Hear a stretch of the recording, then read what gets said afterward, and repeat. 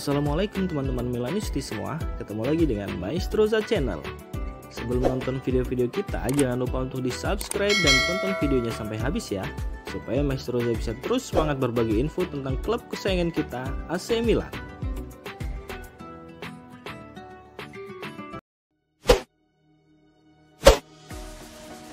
Paolo Maldini bangga dengan performa pemain AC Milan di Piala Dunia.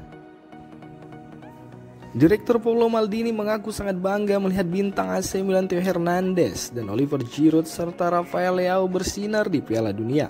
Sementara itu dia mengatakan bahwa klub harus lebih ambisius setelah memenangkan Scudetto di musim lalu.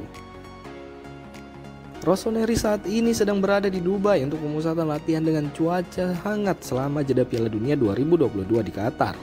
Pertandingan Serie A sendiri dimulai lagi pada 4 Januari mendatang. Sementara itu pasukan Stefano Pioli juga akan menghadapi Piala Super Italia melawan Inter Milan dan babak 16 besar Liga Champions melawan Tottenham Hotspur.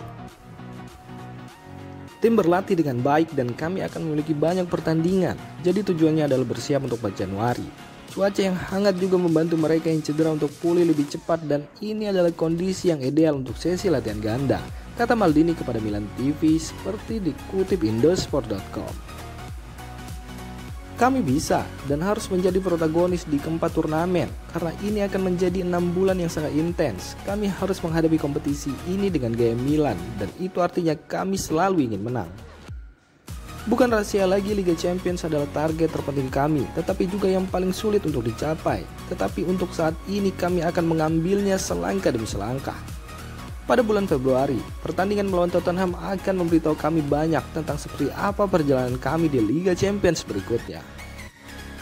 Ada 2 pemain AC Milan yang berpartisipasi di final Piala Dunia di Qatar pada hari Minggu kemarin, karena Theo Hernandez dan Giroud menjadi penentu bagi Perancis. Saya belum mendengar kabar dari mereka, saya hanya berbicara dengan Rafael Leao.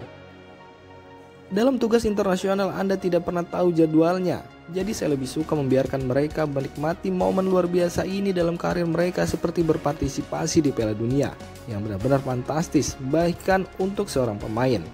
Kita akan bertemu saat waktunya tepat. Penampilan dan golnya di semifinal melawan Maroko membuat banyak orang menyebut Theo Hernandez sebagai bek kiri terbaik dunia. Dia sendiri pantas mendapatkan banyak pujian. Dia memiliki jadwal yang luar biasa untuk karirnya. Kemudian sedikit tersesat, dia memutuskan untuk datang ke Milan, menyerahkan banyak uang dari kontrak sebelumnya, menantang dirinya sendiri dan menemukan kembali pemain yang membutuhkan kualitasnya. Dalam pandangan saya, dia masih bisa dan masih harus berkembang pesat dengan caranya sendiri. Dia adalah pemain yang unik. Sementara Theo Hernandez dan Oliver Giroud bersinar untuk timnas Prancis, Rafael Leao hanya menjadi pemain pengganti di timnas Portugal. Maldini pun ikut berkomentar terkait pemain Portugal tersebut.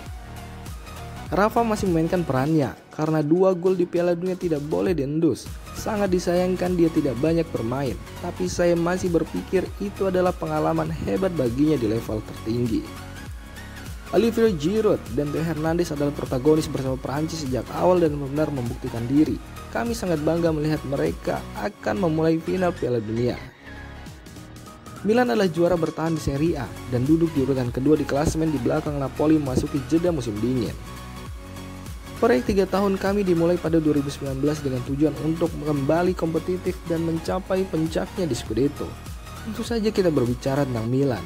Jadi kita tidak bisa hanya berpuas diri setelah 1 Scudetto, kita harus lebih ambisius, tutup Paolo Maldini.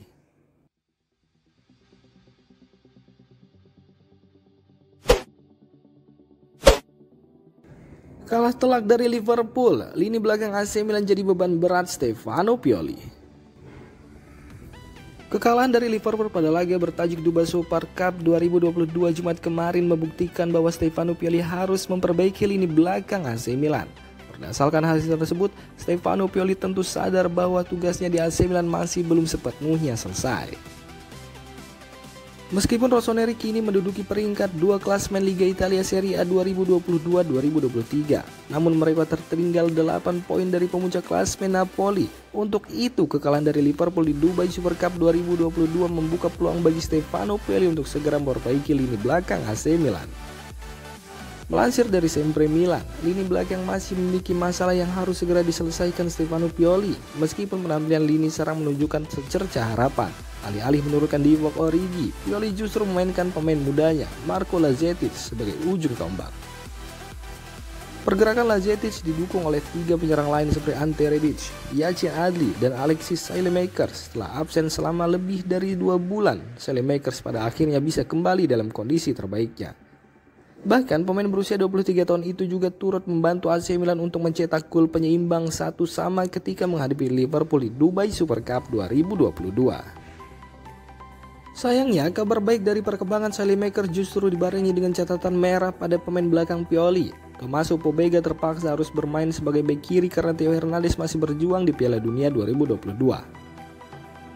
Peran baru yang dimainkan Pobega pada akhirnya tidak berjalan sesuai rencana. Sebaliknya, ia justru membuat Milan kesulitan untuk membangun serangan dan transisi bertahan. Matteo Gabbia juga turut membuat kesalahan ketika menentukan keputusan salah yang berujung pada gol pertama Liverpool. Selain itu, Malik Thiaw yang diturunkan sejak awal sejatinya mampu bermain bagus, tetapi pada babak kedua ia justru memberikan banyak ruang sehingga Darwin Núñez mampu mencetak 2 gol.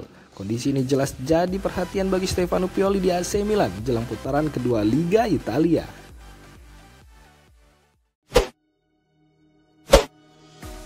Bintang Maroko di Piala Dunia 2022 menjadi incaran Milan namun diburu seantero Eropa. AC Milan rupanya tidak sendirian dalam perburuan bintang Maroko di Piala Dunia 2022, Azzedine Ounahi, yang sudah kadung jadi primadona bursa transfer. Angers sebagai klub pemilik gelandang berusia 22 tahun itu mengklaim jika mereka sudah mendapatkan tawaran dari berbagai klub dari negara-negara besar Eropa. Ounahi adalah salah satu kunci sukses Maroko untuk bisa membuat kejutan di Piala Dunia 2022. Ia memainkan ke-7 partai The Atlas Lions dari fase grup hingga perebutan juara ketiga. Memang tidak ada gol maupun assist yang bisa Azzedine Ounahi kemas selama di Qatar, namun perannya lebih dari sekedar itu.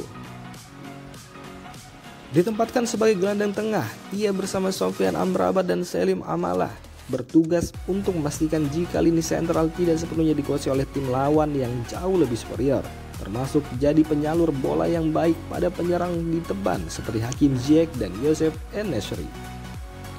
Berkat kerja keras Ounahi, Maroko pun bisa menembus semifinal Piala Dunia 2022 dan pulang dengan predikat tim terbaik keempat di gelaran tersebut.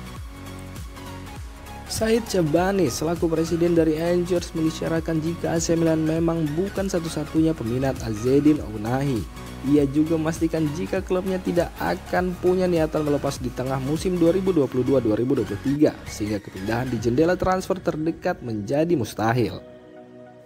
Kami sudah menerima banyak tawaran untuk Azzedine Ounahi baik itu dari klub besar maupun menengah, sebut Chabani pada RTL Sport. Sementara itu, untuk ukuran seorang pemain yang tampil oke di Piala Dunia 2022, harga pasaran Ounahi masih tergolong amat murah.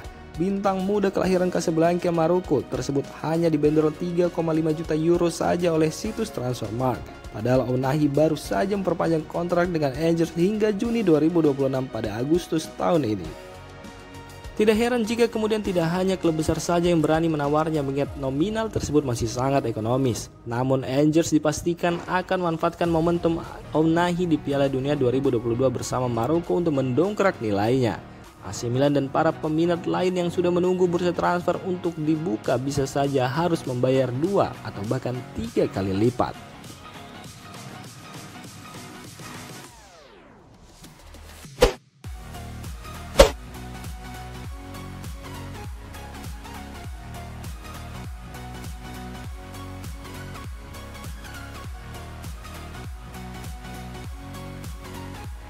Demikian informasi dunia sepak bola terupdate hari ini. Untuk kamu yang gak mau ketinggalan seputar informasi sepak bola Eropa, silahkan like, subscribe, dan share video ini. Terima kasih.